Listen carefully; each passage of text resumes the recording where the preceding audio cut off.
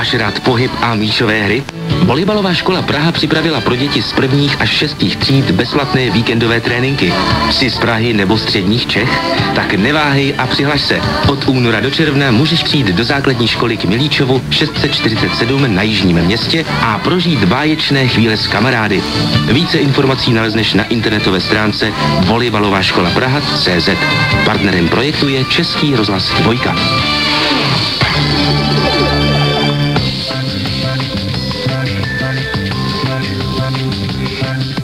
Oblíbený retroseriál pokračuje 5. řadou. Jak se adaptují hrdinové na nové poměry ve svobodném prostředí? Karlova firma sklízí úspěchy. Vyprávěj Nová televize ve 20 hodin na Jedničce. Je příslušníkem jednoho z nejvýznamnějších šlechtických rodů. Jaké pocity provázely jeho odchod z rodného zámku a pozdější návrat domů? 13. komnata Karla Schwarzenberga ve 20:55.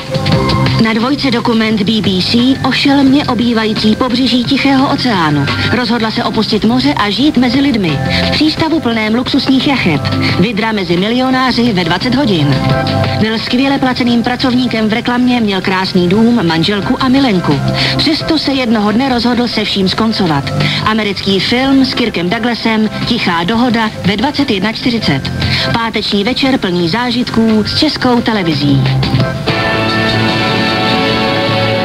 Jednoduché otázky.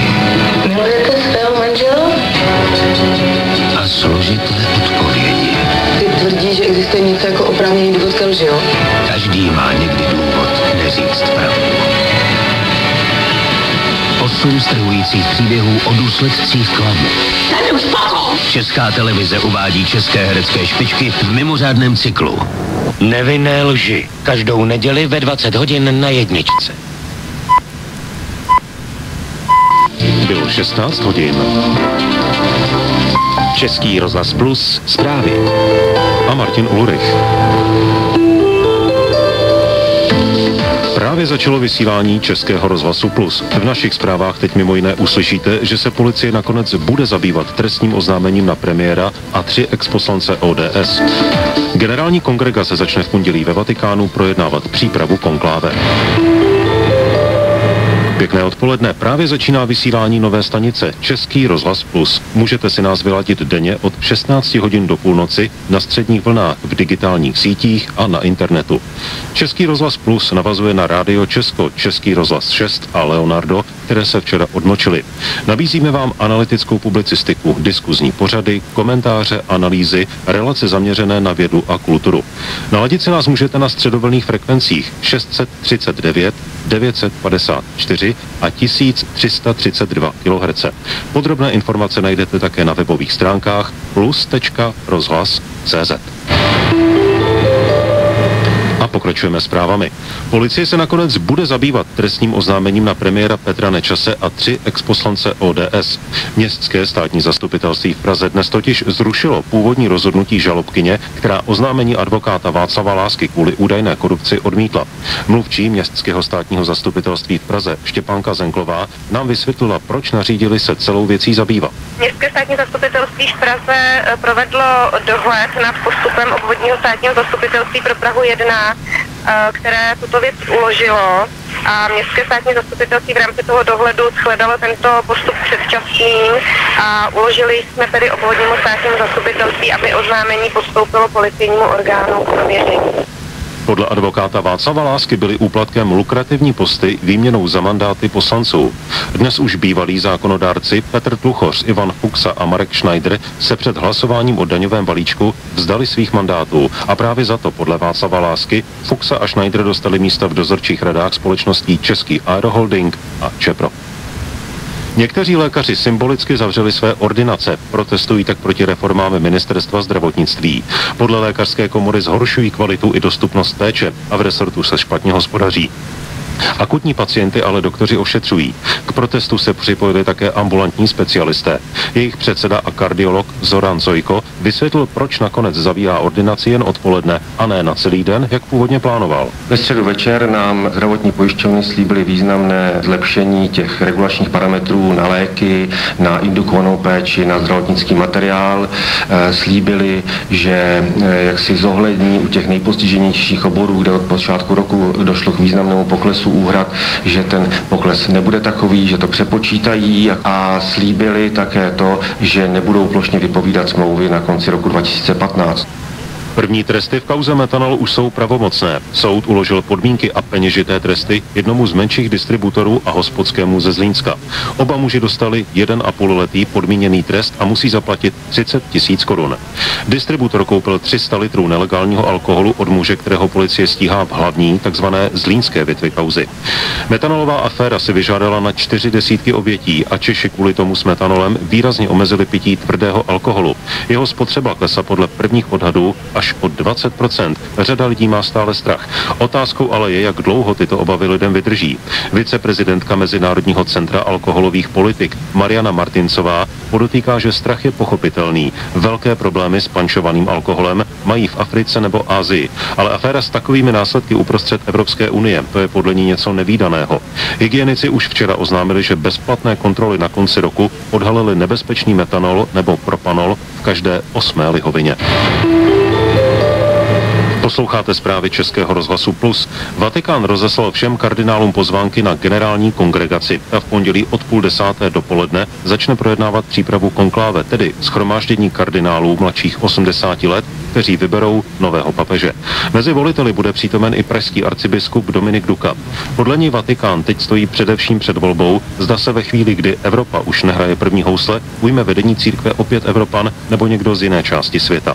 Nejvíce se opakují jména kardinálů jako Angelo Scola z Itálie, Mark Uele z Kanady, Christoph Schönborn z Rakouska, Peter Erde z Maďarska, Odilo Scherer z Brazílie, Peter Taxon z Gany nebo Luis Antonio Tagle z Filipín. Sám odstoupivší Benedikt XVI. Se zasadil o to, aby byl nový papež vybrán co nejdříve. Očekává se, že jeho nástupce povede římskokatolickou církev už o Velikonocích. Církev nyní prochází etapou sedis vakance, tedy obdobím, kdy je bez papeže. Podle různých odhadů by se konkláve mělo sejít už pravděpodobně za týden, tedy od 8. nebo 9. března.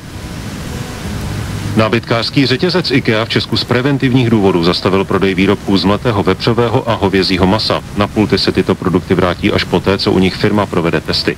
Společnost upřesnila, že jde i o potraviny od českých výrobců. IKEA tak reaguje na poslední případ, kdy státní veterinární správa našla nedeklarované koňské v masových kuličkách určených pro švédský nábytkářský řetězec, tedy takzvaných četbulárek. Kuličky začala IKEA stahovat z nabídky v pondělí a reagovala tak na upozornění našich úřadů, které v nich zjistili přítomnost koňského. Firma stáhla masové kuličky také ze své nabídky v obchodech v Evropě, ale i v některých zemích Asie a Karibiku. Ve středu se řetězec rozhodl stáhnout z nabídky jídel v některých zemích také vídeňské párky. Ukázalo se, že i v nich jsou koňské stopy DNA. Izraelské úřady tajně očkovaly etiopské přistěhovalkyně antikoncepcí. Tisíce židovských imigrantech dostávali každé 3 měsíce preventivně injekci. Takovému obvinění teď čelí ministerstvo zdravotnictví židovského státu. Důvodem údajného programu mělo být snížení porodnosti u těchto žen. Izrael je sice vybízel k imigraci, ale zároveň je považoval za velkou ekonomickou zátěž. Ministerstvo zdravotnictví hodlá celou aféru vyšetřit. Případ vyvolal v Izraeli velký zájem veřejnosti a také pobouření. Americký vojín Bradley Manning, který poskytl tajné diplomatické depeše serveru Wikileaks, poprvé stanul před vojenským soudem. Přiznal, že tajné vládní informace získal nelegálně a napomohl jejich zveřejnění. Manning před soudem pronesl, že jeho čin měl podnítit debatu o roli armády a přístupu k informacím. Nejvážnější bod obžaloby, spiknutí s nepřítelem, ale Manning odmítá. Pokud by jeho vinu v tomto bodě soud uznal, hrozí mu až doživotí. 25letý vojín tráví ve vazbě už 3. rok. Řádný soudní proces s Bradleym Manningem začne v červnu.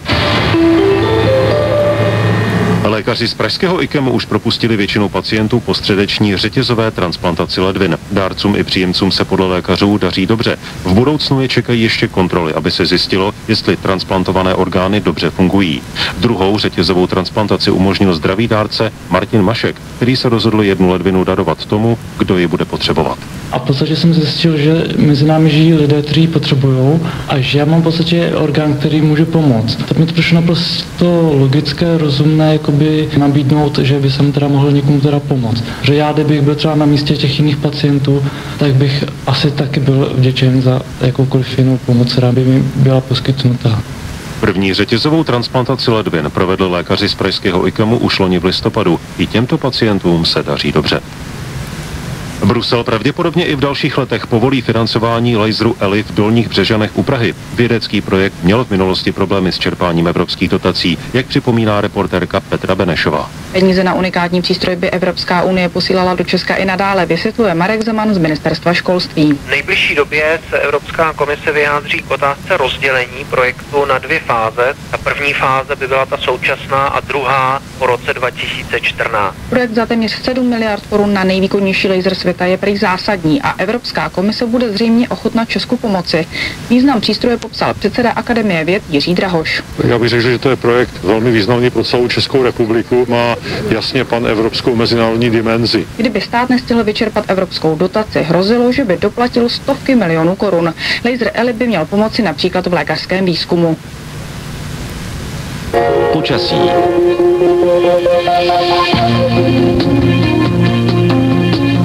V noci bude jasno až polojasno. Na severovýchodě republiky čekejte oblačnou až zataženou oblohu a ojediněle se tam vyskytnou sněhové přehánky. Místy se přidají i mrznoucí mlhy. Nejnižší teploty v noci zůstanou pod bodem mrazu. Čekejte -3 až -7 stupňů Celsia a pované mírný severozápadní vítr, který bude během noci ještě dále slábnout. Zítra pak bude jasno až polojasno. Na severovýchodě až oblačno a ojediněle čekejte opět sněhové přehánky. Teploty zůstanou nad bodem mrazu od 1 do 5 stupňů. V 1000 metrech na horách počítejte s nulou a povane slabý proměnlivý vítr.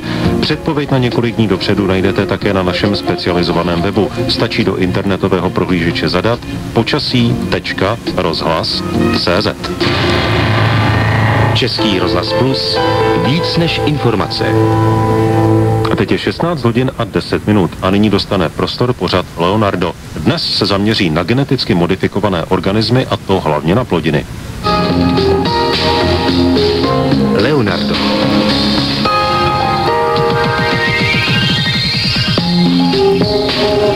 Dobré odpoledne. Věda, technika, příroda nebo historie. To jsou hlavní témata právě začínajícího magazínu, který pro vás připravuje tvůrčí skupina popularizace vědy a techniky. Za všechny zdraví Jan Burda. Na nové stanici Český rozhlas Plus pro vás budeme každý všední den vybírat vědecké aktuality a pozvánky na zajímavé akce. Pro pořád natáčíme reportáže a k mikrofonu zveme osobnosti české vědy. V hlavním rozhovoru se zaměříme na geneticky modifikované organismy a potraviny. Myslíte, že podle chuti poznáte vědou upraveného rychle rostoucího lososa z Ameriky a jsou geneticky upravené plodiny nadějí pro hladovějící třetí svět? U mikrofonu Českého rozhlasu Plus už je se mnou biolog a popularizátor vědy, profesor Jaroslav Petr. Dobré odpoledne. Dobré odpoledne. Náš rozhovor začne za pár minut. Zároveň se těšíme na vaše reakce a dotazy. Můžete je položit prostřednictvím naší webové domovské stránky leonardo.rozhlas.cz. A další témata. Jaká je spolupráce ústavů pro studium totality v evropských zemích? A měl by vzniknout nadnárodní ústav?